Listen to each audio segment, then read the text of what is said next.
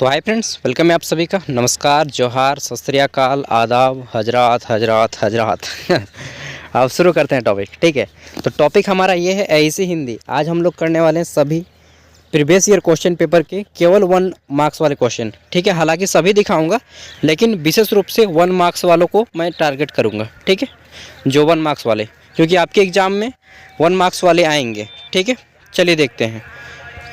झाल मोड़ी बेचने आ गया।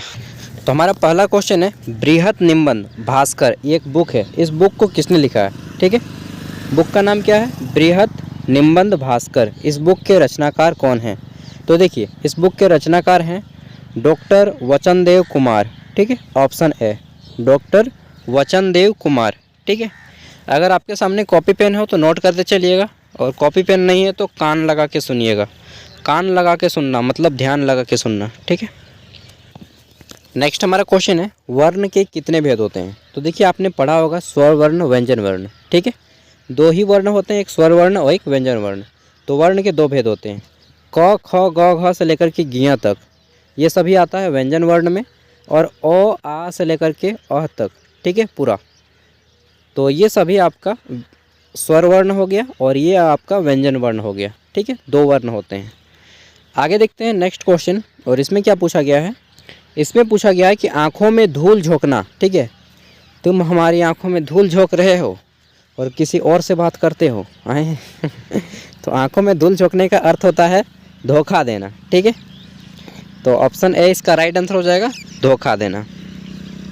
नेक्स्ट देख लेते हैं। तो अगला हमारा क्वेश्चन है, कारक के कितने भेद होते हैं? ठीक है, तो आपने पढ़ा होगा कारक के 8 भेद होते हैं, कर्ता कारक, कर्म कारक, करण कारक, संप्रदान कारक, अपदान कारक, संबंध कारक, अधिकरण कारक, ठीक है, संबोधन कारक।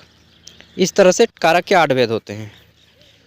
नेक्स्ट देख लेते हैं अगला क्वेश्चन। तो इसमें पूछा गया है, आधुनिक हिंदी व्याकरण और रचना के रचनाकार कौन है? तो एक बुक है आधुनिक हिंदी व्याकरण और रचना। ठीक है, इस बुक का नाम है आधुनिक हिंदी व्याकरण और रचना, और इसके रचनाकार हैं डॉक्टर वसुनंदन प्रसाद। ठीक है, सॉरी मेरा प्रोनाउंसिएशन गलत हुआ, डॉक्टर वासुदेव नंदन प्रसाद। ठीक है, मतलब यहाँ पे देख रहे हैं वचनदेव और वासुदेव, मतलब एक जैसा ऐसा हो जाता है ना, तो कंफ्यूज हो जाते हैं। वासुदेव नंदन प्रसाद हैं आधुनिक हिंदी व्याकरण के रचनाकार, और वचनदेव जो हैं आपके भास्कर के रचनाकार हैं, बृहद निबंध भास्कर, इसके वचनदेव। ठीक है, और रचना वाला है आपका वासुदेव। ठीक है, आगे देखते हैं। तो नेक्स्ट यहाँ पे पूछा गया था, देखिए इसको बोला गया था कि गद्यांश का उचित शीर्षक देना है, और यहाँ पे पल्लवन पूछा गया था। पल्लवन मतलब विस्तार करना है। विस्तार जितना शब्द में दिया गया है इसका 3 गुना शब्दों में। ठीक है, जब भी विस्तार करने बोले तो अगर 50 शब्दों में दिया है तो आपको 150 शब्दों में करना है। ठीक है, आगे देख लेते हैं। तो फिर यहाँ पे पल्लवन से संबंधित आया था कि अधजल गगदे छलकत जाए, और जैसी करनी वैसी भरनी, इस पर लिखना था। पल्लवन जब भी आपको लिखने बोले ना, सोच लीजिए कि आपको मतलब निबंध लिख देना है। ठीक है, आगे देख लेते हैं। सॉरी, क्वेश्चन नंबर 2 मैंने गलत पढ़ा। यहाँ पे बोला गया है कि ये जो गद्यांश है इसका उचित शीर्षक देना है और इसको संक्षेप करना है। ठीक है, तो पल्लवन वो नीचे वाला है, और ये आपका शीर्षक देना है इसका एक टाइटल, उसके बाद आपको इसका शॉर्ट कर देना है। ठीक है, आगे देखते हैं। तो यहाँ पे क्वेश्चन आया था निबंध पे, शिक्षा नीति, नई जो शिक्षा नीति आई है NEP, जो आपको मतलब 4 साल वाला, इस पे लिखना है। विज्ञान का महत्व लिखना है, पर्यावरण की रक्षा, स्वतंत्रता दिवस। ठीक है, 4 में से किसी एक टॉपिक पे लिखना था। पूछा गया था ये रांची यूनिवर्सिटी का क्वेश्चन पेपर है। फिर इसके बाद में कोल्हान यूनिवर्सिटी का दिखाऊँगा। ठीक है, इसका जैसे ही ख़त्म होगा। तो नेक्स्ट है हमारा गाय, यहाँ पे शुद्ध करने बोला है, वाक्यों को शुद्ध कीजिए। क्वेश्चन है, शुद्ध गाय का घी लाओ। तो देखिए, शुद्ध गाय नहीं होती है। ठीक है, गाय शुद्ध या अशुद्ध नहीं होती है। ठीक है ना, तो इसका देखिए राइट क्या हो जाएगा कि शुद्ध गाय का घी लाओ, ये गलत हो जाएगा। सही होगा गाय पहले आएगा, फिर आएगा का, गाय का शुद्ध आएगा, उसके बाद फिर घी लाओ।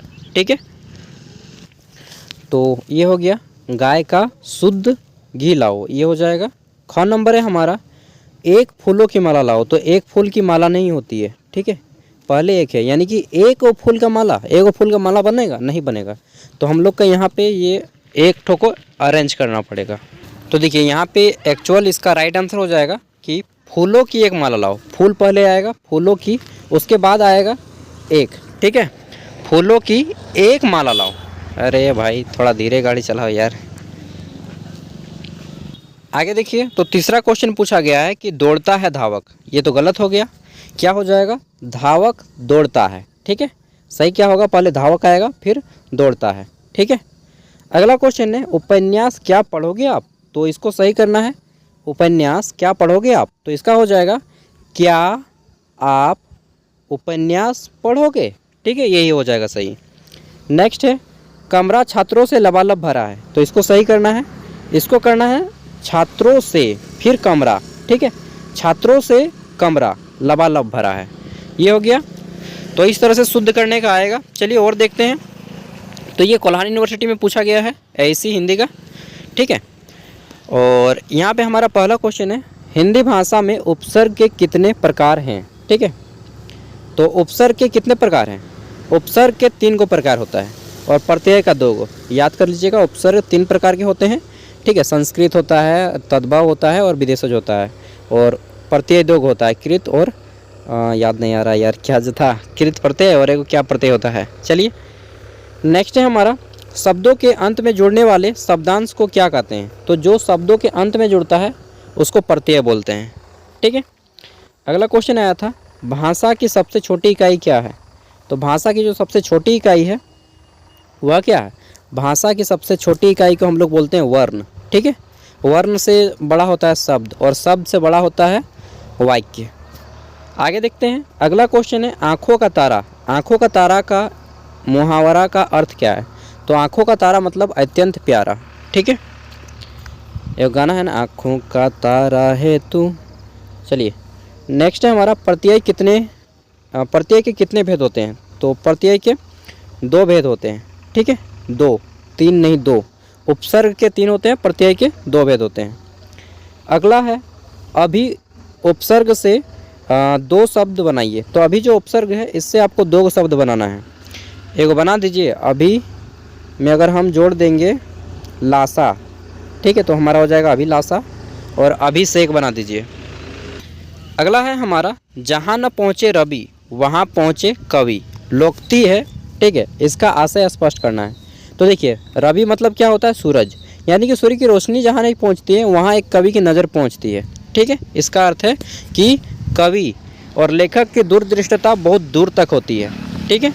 जहाँ सूर्य का प्रकाश नहीं पहुँच पाता है वहाँ एक कवि की सोच पहुँच सकती है। तो इसी को बोलते हैं जहाँ न पहुँचे रवि वहाँ पहुँचे कवि। और इसको कहा था राष्ट्र कवि रामधारी सिंह दिनकर जी ने, ठीक है।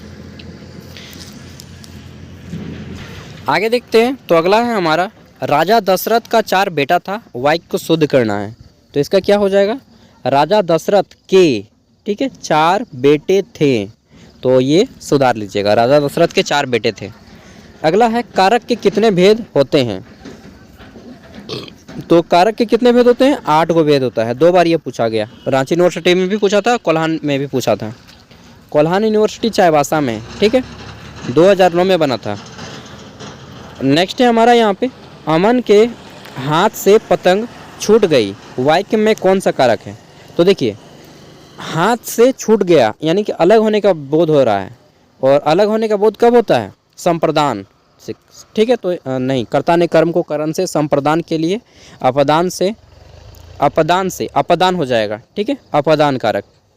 तो अगर कारक चिन्ह याद है कि कर्ता ने कर्म को करण से, ठीक है, संप्रदान, कर्ता ने कर्म को करण से संप्रदान के लिए, अधिकरण में पर, ठीक है, और संबोधन अरे अजी ओ। तो ये सब अगर याद रहेगा तो आपका कारक बन जाएगा, नहीं तो फिर कारक चिन्ह याद नहीं है तो फिर नहीं बना पाइएगा इसको, ठीक है। आगे देखते हैं। इसमें पूछा गया था कि उपसर्ग को परिभाषित करते हुए इसके भेदों को लिखें। तो सबको मालूम है कि शब्द के आगे जुड़कर उसके अर्थ में परिवर्तन कर दे उसी को उपसर्ग बोलते हैं।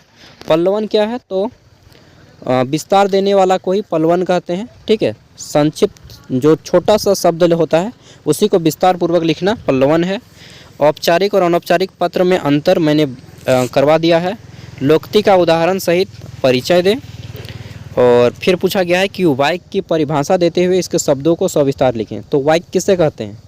शब्दों के सार्थक मेल को वाक्य कहते हैं। और वाक्य के 3 गो भेद होता है। रचना की दृष्टि से वाक्य के 3 भेद होते हैं, सरल वाक्य, संयुक्त वाक्य और मिश्र वाक्य। ठीक है, चलिए।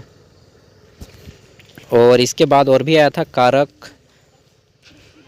अगला क्वेश्चन आया था कि कारक किसे कहते हैं और इसके भेदों का उदाहरण सहित उल्लेख करें। नेक्स्ट है मुहावरे और लोकोक्तियों में अंतर स्पष्ट करना है। विदेशी भाषा का विद्यार्थी होना बुरी बात नहीं, पर अपनी भाषा सर्वोपरि है, कथन का पल्लवन करें। ठीक है, मतलब इसको विस्तार से लिखना है और बिल्कुल सही बात है। ठीक है, इंग्लिश भाषा सीखिए, बुरी बात नहीं है, लेकिन अपनी भाषा को मत भूलिए यार। ठीक है, जो आप जानते हैं संथाली, बांग्ला, खोरठा, जो भी आपका लैंग्वेज है, कुरमाली, पंच परगनिया, सादरी, ठीक है, नागपुरी, तो आप अपने भाषा को बोला कीजिए। ठीक है, घर में। आगे देखते हैं। अगला है वार्षिक उत्सव का आयोजन हेतु प्राचार्य को आवेदन पत्र लिखें। पुस्तकालय में शैक्षणिक पत्र पत्रिकाओं की व्यवस्था करने हेतु प्राचार्य को आवेदन पत्र लिखें। और फिर आपका निबंध आया था 5 में से किसी एक को कि साहित्य समाज का दर्पण है, शिक्षा का महत्व, ये थे आपके। अब देखते हैं और एक क्वेश्चन पेपर बचा हुआ है, उसको भी करा ही देता हूँ। ठीक है, और इसको सोचता हूँ 15 मिनट के अंदर वीडियो को कंप्लीट कर दूंगा। आगे देखते हैं नेक्स्ट। तो अगला हमारा है यहाँ पे 1.5 घंटा का एग्जाम है, 50 मार्क्स का क्वेश्चन। ठीक है, यहाँ पे देखिए क्वेश्चन है हमारा, घी के दिए जलाना मुहावरे का अर्थ क्या है? तो घी के दिए जलाना, इसका अर्थ होता है क्या? खुशी मनाना। ठीक है, अगला है यह मेरा पुस्तक है, इस वाक्य को शुद्ध करें। यह मेरा पुस्तक है तो गलत हो जाएगा, यह मेरी पुस्तक है, इसका सही हो जाएगा। ठीक है, यह मेरी पुस्तक है। अगला है हमारा अंधों में काना राजा। अंधों में काना राजा नहीं होता है, अंधों में कान राजा होता है। ठीक है, इसका मतलब होता है इस लोकोक्ति का अर्थ। तो देखिए अंधों में कान राजा, इसका मतलब होता है कि जहाँ पे सब मूर्ख हो वहाँ पे जो थोड़ा पढ़ा लिखा होता है उसका ज़्यादा वैल्यू होता है। ठीक है, उसका महत्व ज़्यादा होता है। सभी मूर्खों के बीच में जो थोड़ा पढ़ा लिखा ज्ञानी व्यक्ति होता है उसका महत्व ज़्यादा होना। ठीक है, अगला है नायिका। नायिका, इस शब्द में प्रत्यय क्या है? तो देखिए नायक से बना है नायिका। अगर नायक में नायक, इसमें अगर हम प्लस कर देंगे इका, ठीक है, तो ये हो जाएगा नायिका। तो इका इसमें क्या है? प्रत्यय है। अगला है संगम में उपसर्ग क्या है? तो संगम 2 शब्दों से मिलके बना है, समझ और गम। ठीक है, सम, ये म आधा है, प्लस गम, गम मतलब दुख, तो इसमें सम आपका क्या है? उपसर्ग है। आगे क्वेश्चन आया था यहाँ पे देखिए, संक्षेपण क्या है? इसको मैंने करा दिया है। कारक के बारे में आया था, अनौपचारिक पत्र लेखन पे आया था। उपसर्ग से आप क्या समझते हैं, ये क्वेश्चन आया। और पर्यावरण असंतुलन विषय पर एक सारगर्भित निबंध लिखें। तो मैंने 5 निबंध करवा दिया है और यूनिट 2 के सारे क्वेश्चन करवा दिए हैं, बस एक क्वेश्चन छूट गया है और कि वाक्य वाला। ठीक है, चलिए उम्मीद करता हूँ इतना प्रिपरेशन करने के बाद आपका एग्ज़ाम अच्छे जाएगा। ऑल द बेस्ट है। और एक रिक्वेस्ट रहेगा, चाहे आपका आर्ट्स हो, कॉमर्स हो या साइंस हो, कोई भी ऑनर्स हो, आप अपना एग्ज़ाम के बाद क्वेश्चन पेपर सेंड कर दीजिएगा। ठीक है दोस्तों, प्लीज़ यार, क्योंकि आप लोग सेंड नहीं कीजिएगा तो फिर मदद कैसे हो पाएगा अगले स्टूडेंट तक? जूनियर कैंडिडेट को मैं मदद कैसे करूँगा? ठीक है, और देखिए मैं फीस वगैरह कुछ भी नहीं लेता हूँ, 1 भी रुपया नहीं लेता हूँ, इतने मेहनत से आप लोग के लिए वीडियो लाता हूँ। कम से कम क्वेश्चन पेपर तो भेजिए, और नहीं भेजिएगा तो फिर आप, मैं क्या ही बोल पाऊँगा। झारखंड वैसे भी गरीब है और गरीब हो ही जाएगा 4 ईयर अंडर ग्रेजुएट में, अगर पढ़ नहीं पाएगा बच्चा। मैं भी छोड़ दूंगा, अगर आप लोग भी कोऑपरेट नहीं कीजिएगा तो मैं क्या करूँगा? ठीक है, तो अपना अपना क्वेश्चन पेपर इस पर सेंड कर दीजिएगा। बाय, टेक केयर, आपका दिन शुभ हो, परीक्षा अच्छे से जाइए। ठीक है, जाइए एग्ज़ाम दीजिए और फिर एंजॉय कीजिए। बाय।